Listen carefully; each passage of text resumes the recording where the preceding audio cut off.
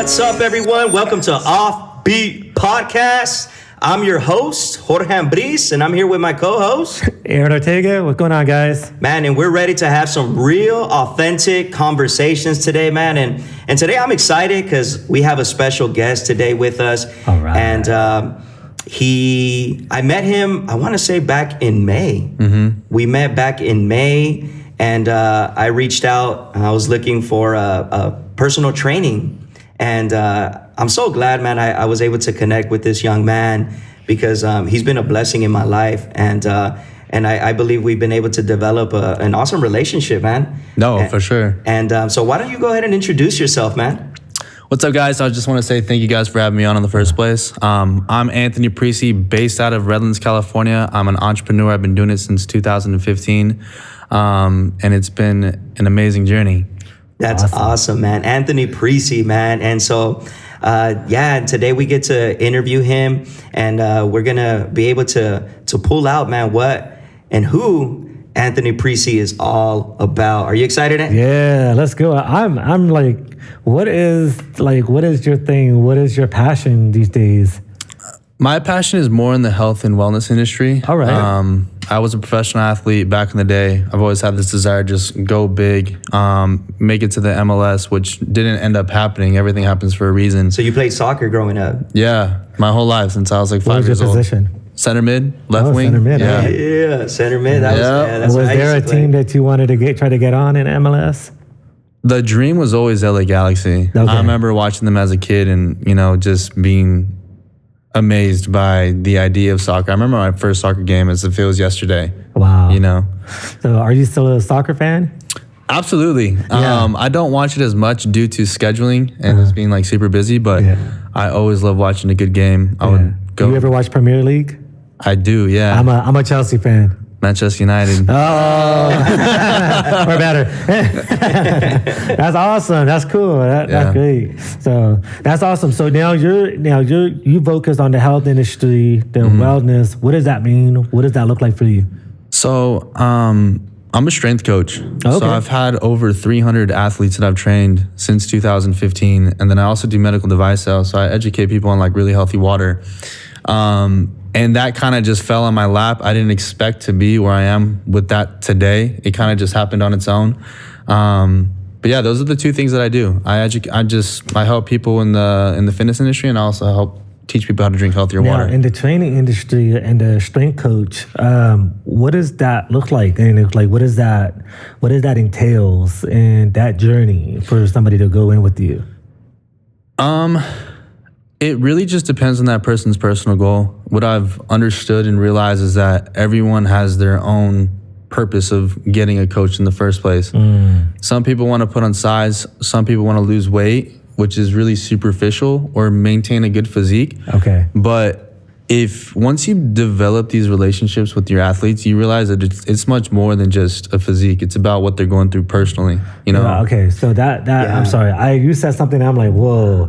Because I think America's all trying to lose weight. And in a lot of ways, that's kind of like the name of the game. We're all trying to get It's kind of like the general idea. But you said it was superficial. Explain more about that. I mean, I've met people who are very insecure with their bodies. They wear jackets when it's 100 degrees outside. They suffer from depression. They suffer from anxiety, gym anxiety. They suffer feeling comfortable in front of their spouse, physically. And, helping people with like that transition or that breakthrough with their personal life, their personal fitness. They've been able to show up in different areas of their life, like physically, financially, mentally, spiritually with their family, That's cool. So working out is very superficial to me. And I feel like there's a deeper meaning to that because people are able to show up different in other aspects of their life through fitness. That's cool that you said that, because that was exactly, I don't know if you remember when we first had our the intake. Yeah. When after I reached out to Anthony. Oh, I didn't reach out to you personally. I reached out to the gym. Yeah. And then Anthony was the first one, like within 30 minutes, that I sent the message, I get a call from you. And that was one of the things that I opened up to Anthony about, was that, because I consider myself like a routine gym guy. Like my whole life, pretty much, like I've you know, I've liked to hit the gym and stuff, but I hit a funk. Yeah. You know, remember I hit a funk. Okay. And that was one of the things I'm like, man, you know what? I keep going to the gym, but I'll get on the Stairmaster or the treadmill or something. I'll do 10, 15 minutes and then I'll go to the weights, and I don't know what happens to me where I'm just like, man, I do like 2-3 sets and then I'll leave. Oh, wow. You know, I hit a real bad funk, man. So how long did that last for? Man, it was happening. I want to say for like a good year, like when COVID. Okay. Like honestly, I think COVID really threw me, because before I had a routine where after work or before work, I would go and I would hit the gym, and it was easy for me to stay an hour, 2 hours sometimes, because I was trying to avoid traffic. Okay, I see that. You know what I mean? So it was easy for me to like stay and discipline myself. But when COVID hit, it was like kind of like I'm already home. Yeah. You know, so it was from COVID until I met you back in May.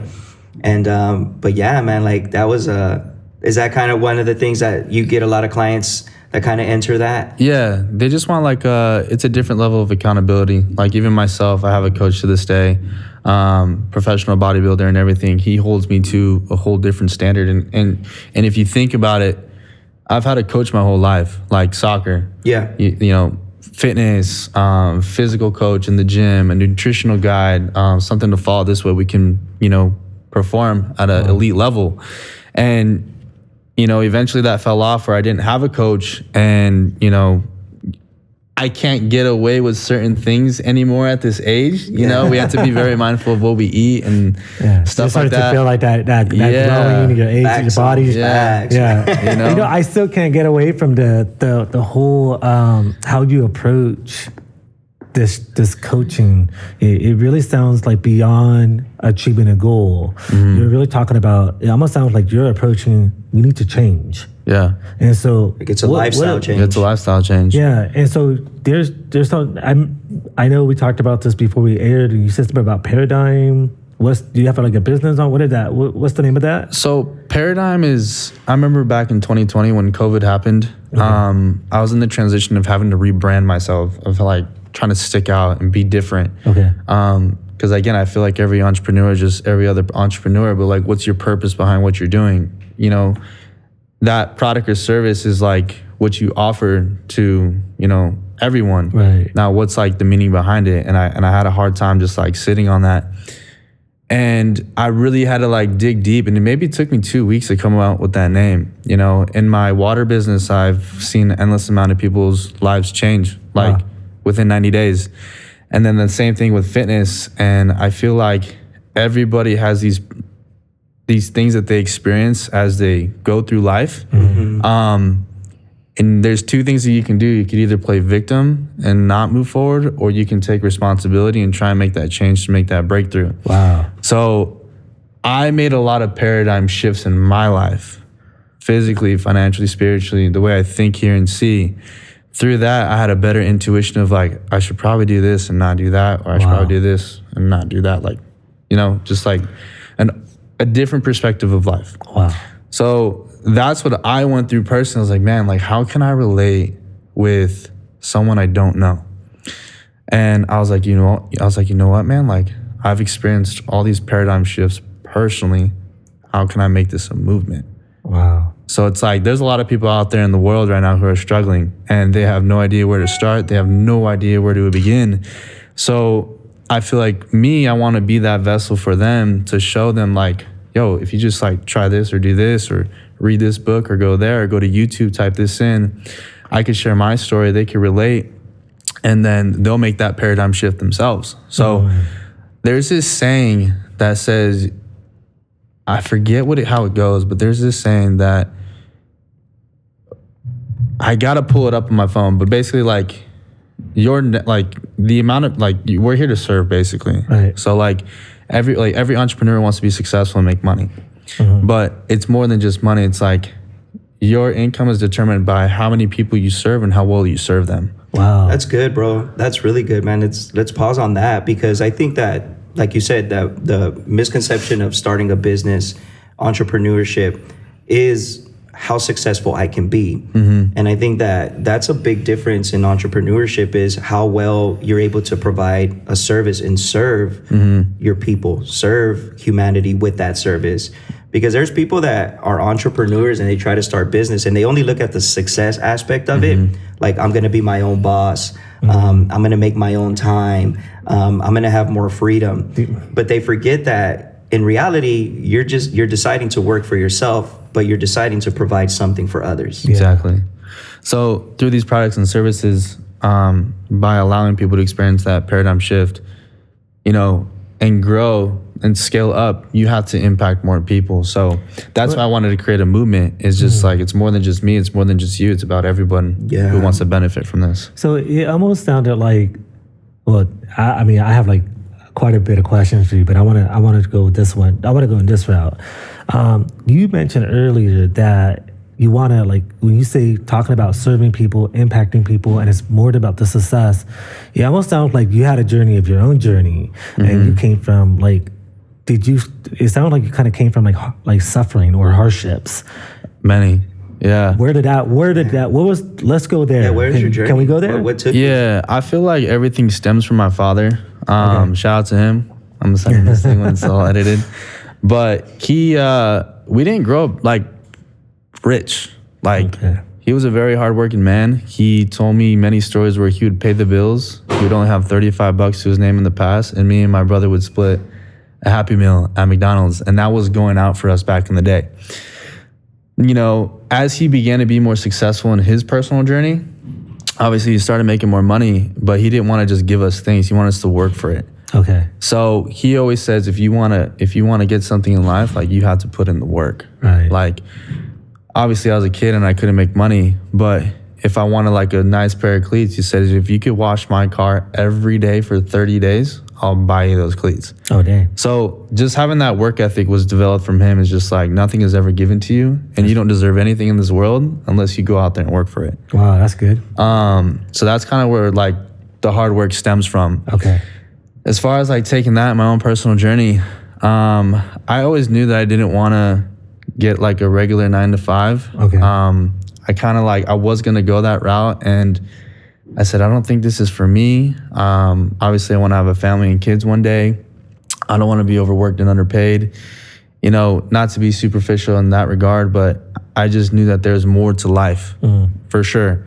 So I was like, I'm going to do this entrepreneur thing. After soccer fell out of my life, that was a very like hardship moment there too.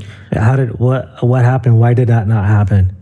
So here's a lesson. I put my identity into soccer. Okay. And when soccer was finally out, I had no idea who I was anymore. Dang. So Was it because you got cut, or? it was just many injuries. Had many injuries. I got cut many of times. I've been told no many of times. And, you know, throughout that journey too is where you develop to have thick skin and just like not react to certain situations and just take the hit to the chin and keep moving forward. Yeah. But when soccer moved out is when the water came into my life. It was like at the very tail end, and through the water, I met a lot of people who were very motivating, and it almost felt like you're on a soccer team again. Like, people are rooting for you, people got your back. Yeah. People have certain strengths that you don't have, so you can learn from.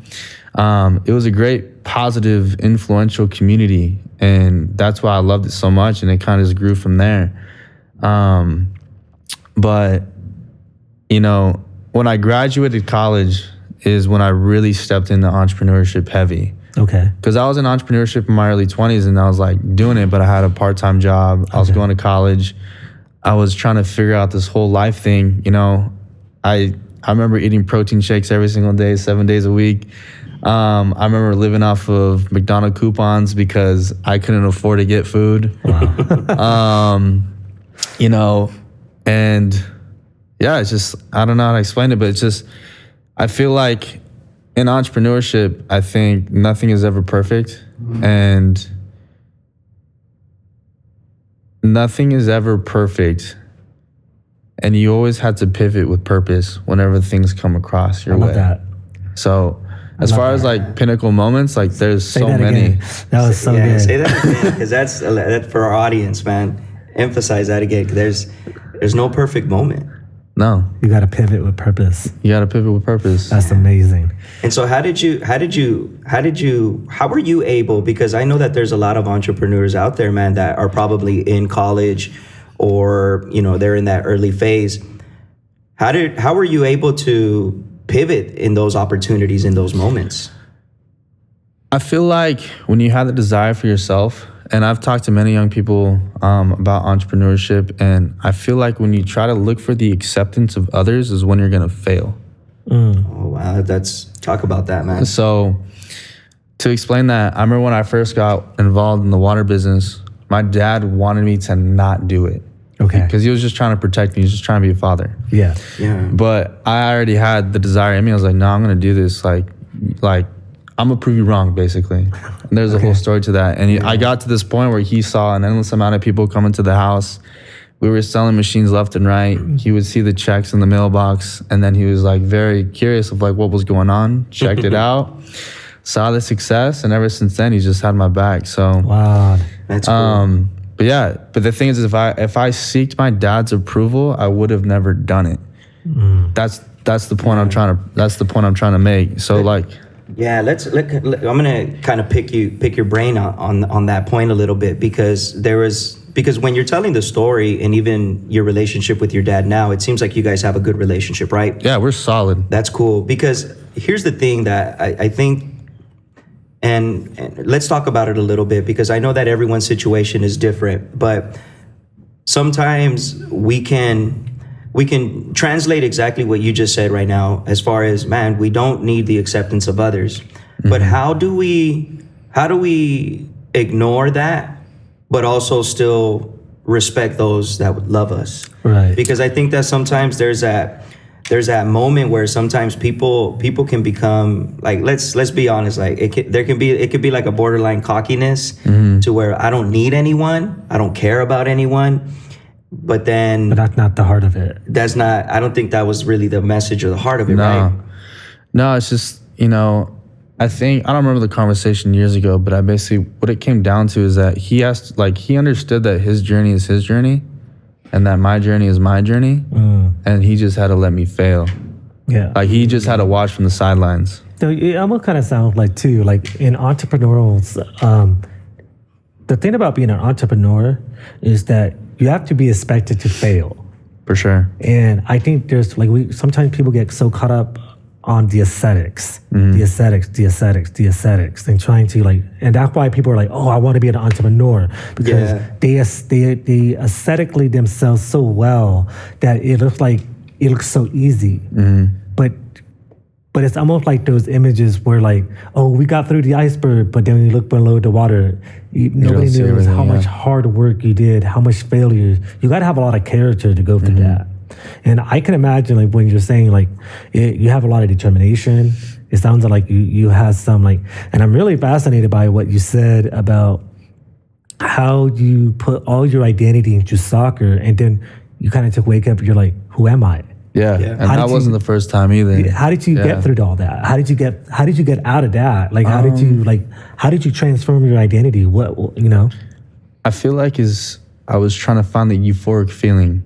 Okay. Because the euphoric feeling in soccer was like making that perfect pass or scoring that goal or creating that assist, that perfect assist. And it's just like this cloud nine feeling.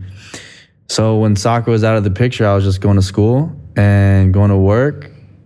And that was pretty much it. And I tried to find it through working out, and I found it through working out, but I didn't know what I was doing back then. So eliminate that. I was just working and going to school. And I was like, well, what is life? What am I supposed to I had this desire since I was 5 years old to be a professional athlete, and now it's gone. So what's my new purpose? And I think that's what it was. It's just trying to find your new purpose in life, but isn't attached to an entity or to someone, The second time I lost my identity was when I broke up with my girlfriend, when we and her broke up, 2019. And it was the most traumatic experience of my life. The two traumatic experiences of my life was soccer ending and then that relationship. How long were you in that relationship for?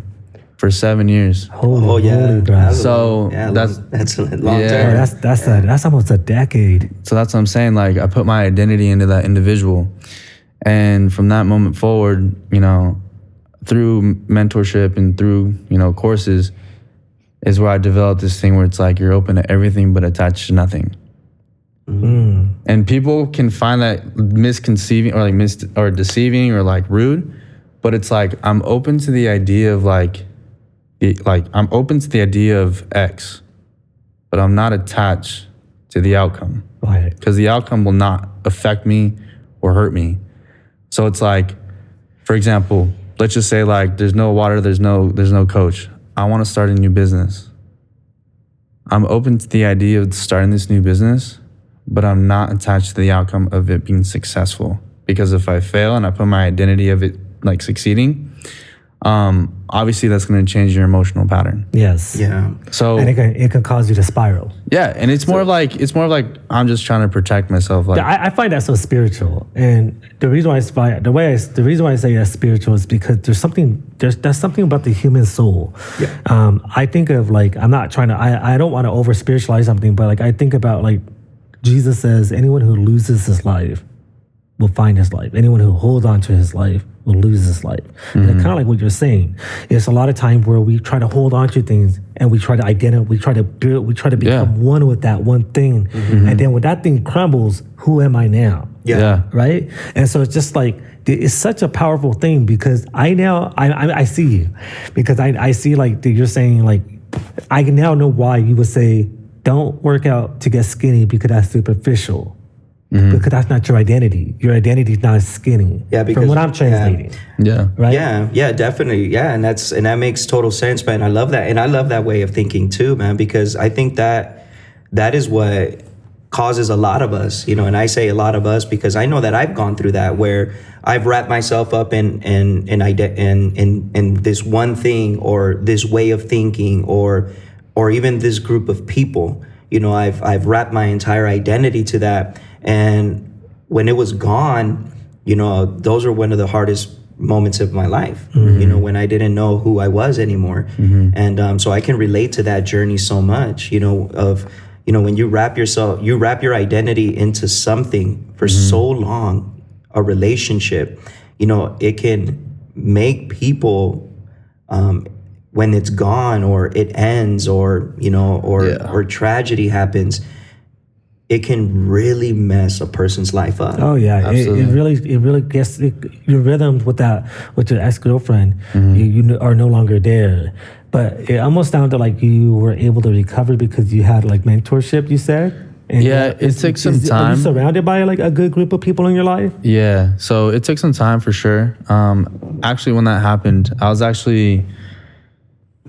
I just graduated 2018, and I was supposed to start training at Self-Made Training Facility in Redlands 2018 of October, but they didn't open until 2019 of March. Okay. So I was 6 months without training clients. Oh dang. Okay. So I had no income from that. That was out. Because I actually quit my corporate job before the gym even opened. They gave us false information. It didn't end up happening. I was like, well, I got to figure something out. So then I started like selling the water, like heavy. So what water are we talking about? Because what is this water? Yeah, I was going to ask that too. Is that you want to clarify? Yeah, so it's Kenyan water. Okay. It's changed me and my family's lives. It's changed a lot of people's lives all over the world. We've helped over 8,000 people in 10 different countries in just about 10 years. I've been at 7, but our team has a big production line of it. But when I was selling that water at the time, still selling it, but when I was selling that water at the time, I stopped training clients, and I had a good amount of clients in my corporate job. I was making like 22 an hour. I was doing decent for being 24, 25. Okay. Yeah. And then also making the commissions off the water. But that's not the point. The money's not the point. The point is that my girlfriend, we broke up during those 6 months. So during those 6 months, you know, I don't have a source of income from one job. I'm doing okay with the water. We break up. Obviously, I'm emotionally distraught. And because I'm emotionally distraught, I don't have control of my emotions. I don't have the motivation to go out and work out. I don't have the motivation to work my business. And I actually lost a lot. I was tapping into my savings. I was borrowing money. I was drinking a lot, like every single day. I was going out. I was drinking and driving, which I do not recommend. Yeah, and 100%. you know, it was an emotional roller coaster. And I remember I was in a bar and everything was just moving slow-mo. It was really weird. And I kid you not, I told my cousin the next day, I said, I'm not going to the bars again. He was like, well, why? I said, when I was in there that night, man, everything was just moving so slow. And I heard a voice that said, get out. Whoa. And I immediately sobered up, bro. Damn. And I drove home and I couldn't correspond why I experienced that, why I heard that. And then I think it was a Thursday night when that happened. Friday night, I had dinner at my house with my family. And I told my mom, I was like, hey, Mom, I was like, I'm not okay. I remember like it's yesterday. It's such a trip. I was like, I'm not okay and I want to start going to church. Like, although me and my girlfriend aren't together, she actually introduced me to like Christianity and going to church and stuff like that. So I knew where to plug in. So when that happened, I told her, I was like, I just want to go to church. I just want to go to church. I don't have any explanation. The first day, I was just crying in like the service. And then like it continued for like a couple months. And it was like a crazy series. I don't remember the series, but it was a crazy series. But I talked about like personality traits and stuff like that. Nice. And then I got baptized. And then I feel like although we weren't together, she introduced me to Christianity, and through Christianity, like I began to like find myself again. Wow. Yeah. So like I have to thank her for that and give her praise. 100%. Yeah, it was, you know? Yeah, your soul was crying out, man. Yeah. You know, like you were, it seems like all these things that you were going through at that time and at that moment in life, you know, you wrapped your identity around your relationship, around your corporate training job at that time. Emotionally, you know, you were looking for these other sources to try to, you know, deal with that pain, to try to deal with that sadness, that loneliness, you know, and that's what happens, you know, a lot of times is we find ourselves in the, you know, dealing with these emotions, dealing with with our issues, and we try to hide it behind, you know, going out, you know, drowning ourselves in our own sorrows and things like that, you know. But all along, you know, I think that's where a lot of times, man, that's where God is trying to reach out to us. Yeah, I admire. Like, what's interesting is that most guys don't really know how to open up and tell their story like this, right? Because it's embarrassing. Like you failed. And to be honest, this is probably like my first time really sharing like these pinnacle moments. Really? I haven't talked about anything.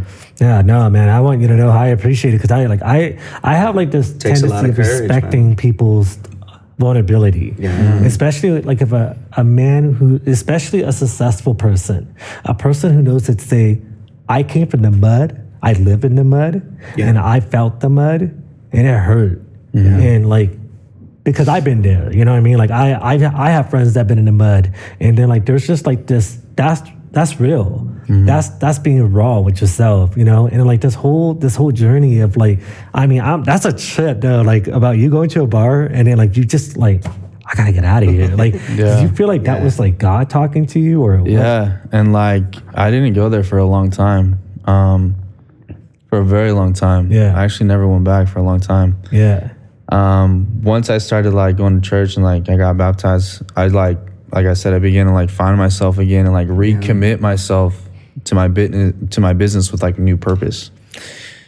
I'm sorry, like that. Okay, I think this is such an incredible lesson what you're saying right now, because I think we as human beings, we need to learn how to talk about change. And change is so like huge for everybody. It's so different for everyone. Yeah. And so like I went through a change, but it was a different change than you went. But I think the point here is embrace that pain or the change in your life and being able to learn from it, excel from it. And I think learning how to identify what needs to be changed. And Yeah, that's super key. Learning to identify what we need to change. Like that's big. A lot of times we can go through life. It's like the definition of insanity is doing the same thing over and over being the and over same again person. and expecting change. But then, staying the same. And that's so true, man. We need to be, I think in today's culture, it's hard. In today's culture, the more we look like we have it together, the better. Right? Like, hey, you got it together, cool. But we don't talk about but I needed to change certain things. Well, he said it earlier. Like he said a key word. I'm like, okay, let's.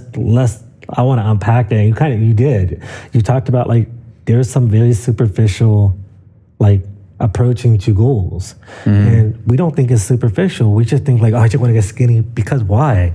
And we're not thinking about the longevity. We're not talking about the change within our emotions, the way we think. We're not.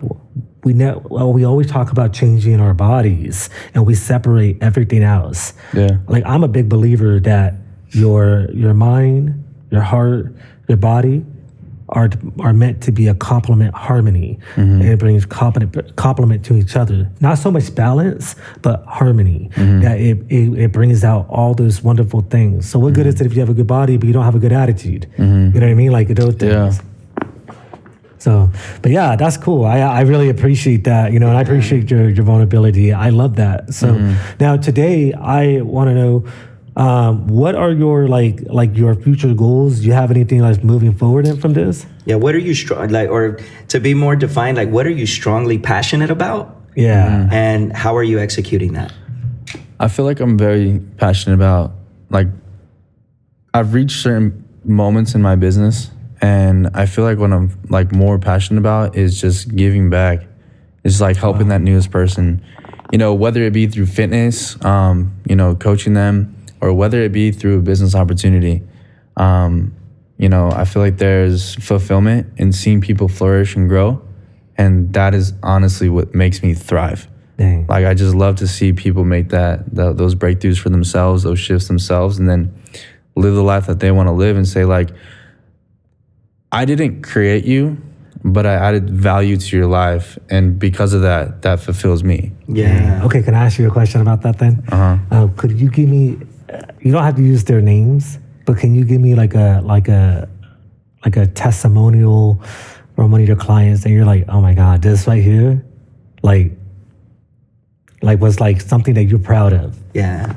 With fitness or whatever. There was a girl that came to me. She got out of a relationship. I saw some of myself in her, and she just wanted to change. She actually got broken up with on her birthday. Oh. That night, hits me up. Jeez. The next day she comes in, and she tells me everything in person. I'm just man, I'm so sorry. But I saw she was insecure about herself. And she's a friend. She's a very long time friend.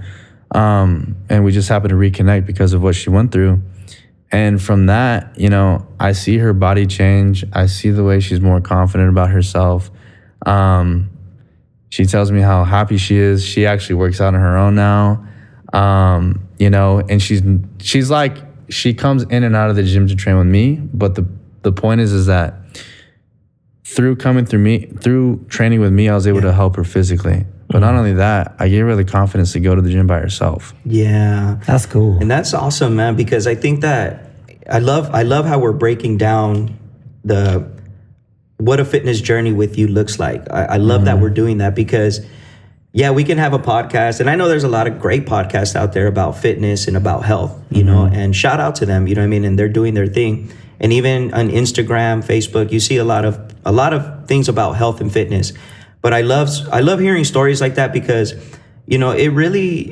fitness really does go hand in hand with our emotions, with our body, with our mind. It really can do something to a person, not just health-wise, but it really does something to a person physically, mentally, and emotionally. People are able to, change their attitudes, you know, through fitness. You know, people are able to change, you know, their relationship perspective is able to change, you know, through starting a fitness journey. You know, the way they perform at work is able to change, you know, through starting a fitness journey. You know, their relationships can better, their friendships can better, their confidence can better. Now, it's not the only thing, and that's why I love so much your paradigm movement, because you don't just focus on like, hey, yeah, come with me, I'm gonna get you right, I'm gonna get you stronger. And I can honestly say that even for me, like I could be a testimonial of that too, is that when I started training with you, I had a misconception about training, man, because, you know, I would go to, I mean, the times that I had like training was like, you go to LA Fitness or 24-hour Fitness, and they always try, hey, we'll give you a free complimentary training, right? That was the thing. And they would just take you through like 30 minutes of, you know, and sometimes it would just, you know, just kind of no attention. Like, so I had a bad experience. I had a bad taste in my mouth about training. I found it boring. Yeah, like it was just kind of boring, bro. I'm out. But when I connected with you, man, it was, you know, I was open enough, and I think that had a lot to do with it too. I was open enough to be like, hey, you know what? I'm in a funk, bro. I'm in a funk. And I've honestly been able, since training with you, like I feel like I've been able to experience that paradigm shift, you know, where my perspective has changed, you know, my confidence changed. I was that guy. I don't know if you remember. I used to always come to the first training sessions with big sweaters. Yeah, I think so,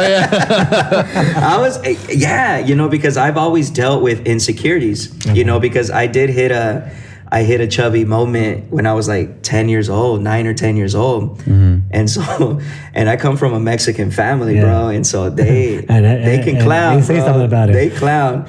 So, but it you know, it really fed into my insecurities, you know? So anytime I felt that I was gaining weight or anything like that, that would always come back, you know, and I would start wearing big sweaters, big jackets, middle of the summer, you know what I mean? You know, but since training with you, I can honestly say, man, that, you know, it has been more than just a losing weight journey. Like it's been where, you know, my strength is back, my confidence is at another level, my performance is at another level. And not just that, but just being around you and training with you, it's dope. Yeah. You know? It's I love that. I appreciate that, bro. That's cool. Yeah, good. Props to you. Yeah, you know, he said a key word, and I know you deal with this a lot, and I know this is probably the basic approach to you. It's when someone who feels insecure. I think that's an average person who doesn't feel secure. They don't feel good about themselves. Yeah, but my question is, how do you motivate that person? How do you, like, because we live in a society of a pill business, the drug business. I'm like, okay, I just pop this pill and, you know, and get water weight, you know, but how do you deal with that kind of coach? I feel like the main thing is just like relating to that person. I can motivate you all day, but if I can't relate to you, it doesn't mean anything. Wow. And that's kind of like why I have a coach to this day. You know, I pay him every single month. I go to his training sessions. I follow his regimen. I have plans of doing a show next year in May or June, I believe. A bodybuilding show? Yeah, bodybuilding show. Oh, yeah, bro. Yeah, for real. But the thing is, it's like, I've always wanted to do it. I was just always scared to do it. You know, I got out of a recent relationship this year. It was like 6 months. And I was actually kind of overweight. I was drinking, not bad, but like every other day. I was eating out pretty often, you know, and I adopted that person's habits. You know, I don't hate or resent them, but, you know, after that relationship, I was like, you know what, man, like I need to stop like doing what other people want to do, and I just need to start doing what I want to do. Yeah. You know, and I feel like every relationship I'm in, like through relationships and time, you just learn many things about yourselves. Like I had no idea that I was doing this, you know? Wow. So by getting a coach, and to kind of answer your question, I always show my photos to my clients. I'm like, hey, look, I used to look like this. And because I had someone that held me accountable, I look like this now.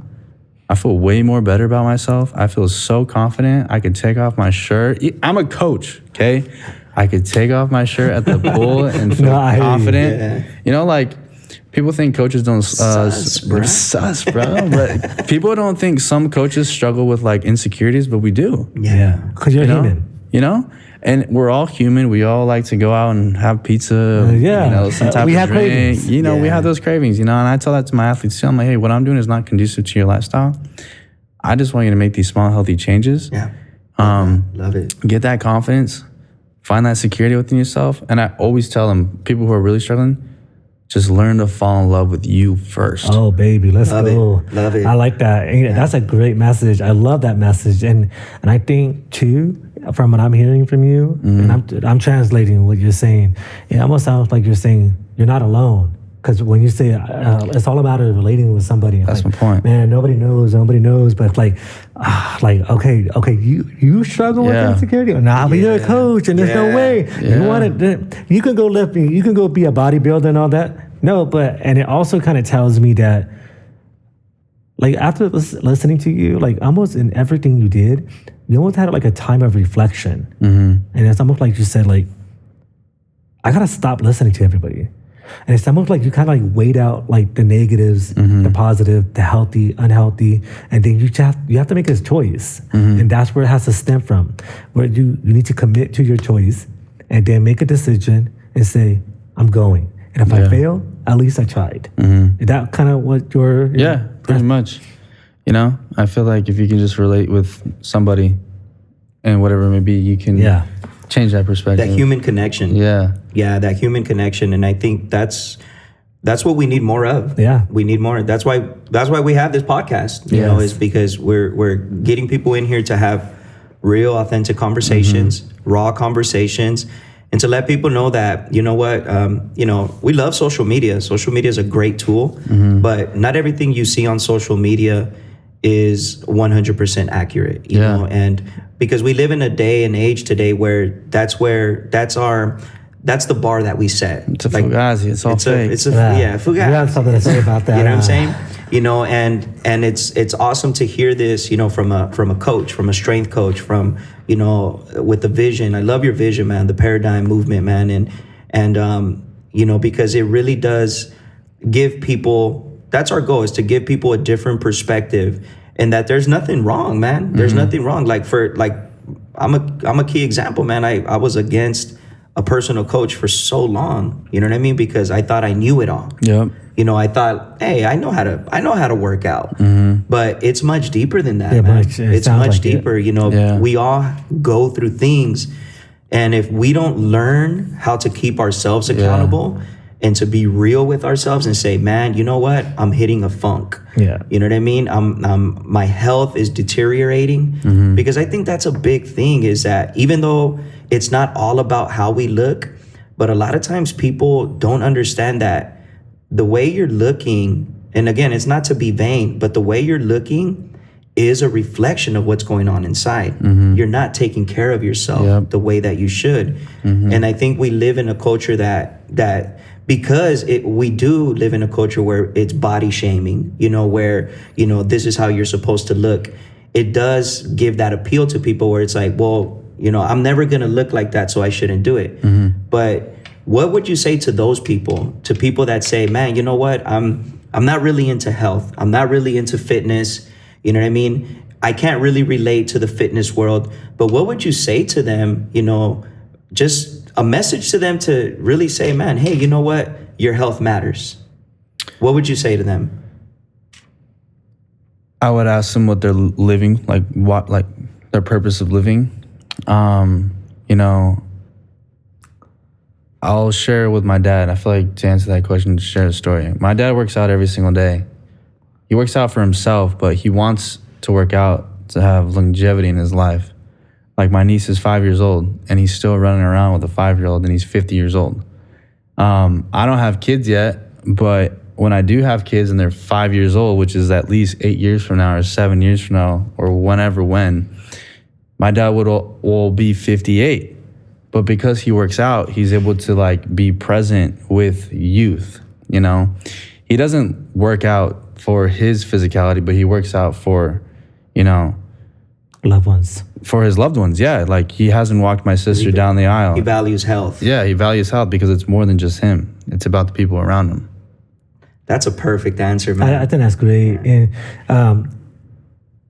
how do you feel about when he mentioned about like how people can use social media as like the standard of like, it looks like it's perfection? And it's not. I was actually telling George about this because he inspired me to share my story. I was actually talking to my brother. My brother's been through a lot within this last year, and that's his own testimony. But I saw this guy go through some crazy stuff and make some dramatic changes and making some big purchases. I like lost my thought. Repeat that one more time. I'm sorry. No, it is. No. But it was okay. But like I asked you. Okay, yeah. So the things is that me and my brother, we document our lives. We post a lot of stuff, but we post a lot of things that are like, oh, this is really dope. It's a cool scene. It's hype. The flash, right? But I told my brother, I was like, bro, we have to start sharing like what we've been through. Like this is fake. This is superficial. People are just gonna ask questions like, well, I'm not you. Exactly. They say, I'm not you, I can't do that. And the answer is, yes, you absolutely can. You just have to make that jump and just make those changes. Because me and my brother, we have our own journey, we have our own struggles, we have our own moments. But through that, we've been able to persevere. Yeah. And, attain those things. So we just, we want to be more open about social media. And just know, I've met so many people who have millions of followers, the blue check marks in Miami, in Orange County, and you get to know them on a personal level, they're not open about the things that they've been through. Yeah. I can tell you that right now. It's too real, huh? It's like it's like risky, huh? Yeah. And most people don't share because, again, they have that fear of being judged. They have that fear of losing people. They have that fear of having negative comments. But at the same time, if your purpose in life is to make an impact on other people, then who cares about those comments to begin with? If you can impact people through your story who are struggling, that's more important. Yeah. If they don't want to listen, if they don't want to hear, if they don't want to relate, if they don't have if you can't change their perspective, then that's on them. So whoever's open to the message, that's awesome. Beautiful. Yeah. Beautiful, well, man. I want to let you know I appreciate your story and I appreciate what you're doing. For sure, and your heart for all this, man. And this was awesome. It was, man. It was a fun conversation, man. Yeah. And how can our listeners and viewers, man, how can they find you? Yeah, so you guys can follow me on IG. My Instagram is Anthony Precie, ANTHONY PRECIE. Cool, man. And we'll make sure that we put all his Instagram, username, TikTok. You're on TikTok too, right? Yeah. So we'll make sure to put all his social media followings right there, man. So that way you guys can stay connected to him. Congrats on this new journey, man. 100%. Congrats on the success that you're experiencing. Mm-hmm. Congrats on the Paradigm movement, man. We love the concept. I love it, bro. I love the vision that you have for it. And I don't have a doubt, man, that it's going to be a success, bro. Yeah. And again, like Aaron said, man, thank you so much, man, for being here.